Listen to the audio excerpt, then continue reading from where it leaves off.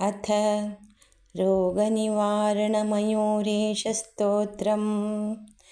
ब्रह्म उवाच पुराणपुरुषं देवं नानाक्रीडाकरं मुदा मायाविनं दुर्विभाव्यं मयूरेशं नमाम्यहं।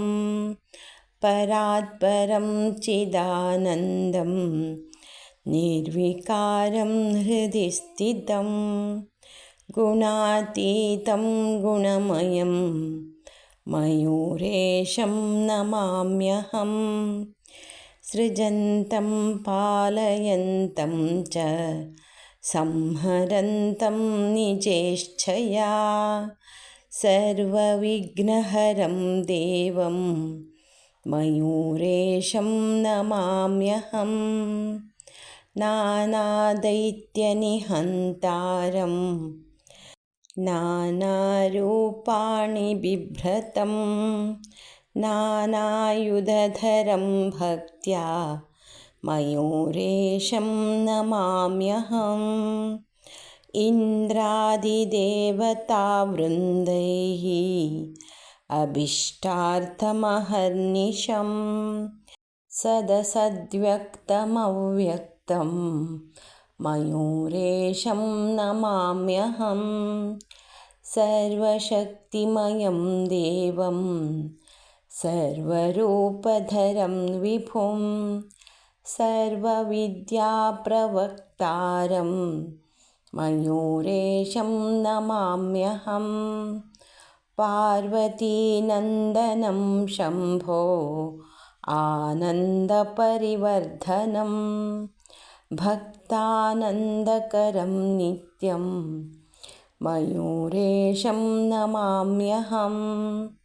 मुनिध्येयं मुनिनुतं मुनिकामप्रपूरकं समष्टिव्यष्टिरूपं त्वां मयूरेशं नमाम्यहं।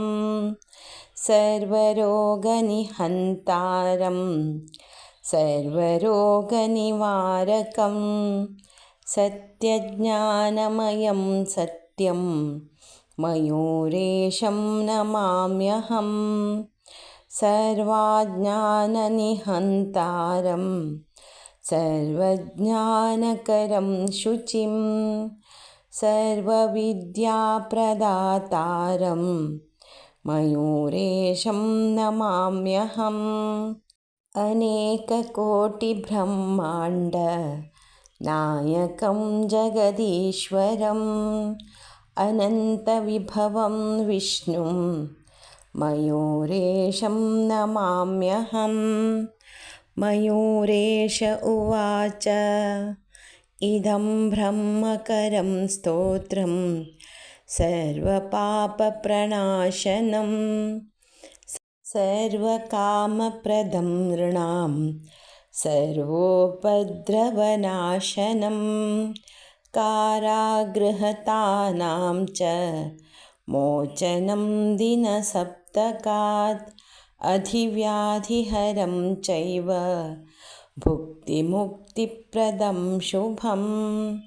इतीदं कीर्तनं भक्त्या मयूरेशमहात्मनः यः पठेत् प्रयतो नित्यं स सिद्धिं नरः।